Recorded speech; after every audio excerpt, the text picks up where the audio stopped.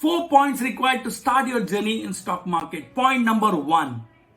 Have a trading account in place. Yes, without trading account, you can't start trading. To buy and sell stocks, you need a trading account.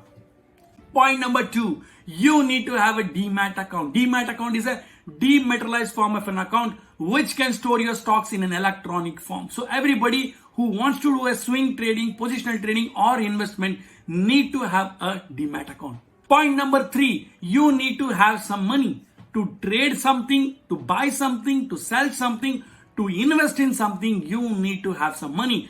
Of course, in the initial days, you can deploy smaller money, and as and when you grow your confidence, you can deploy more money.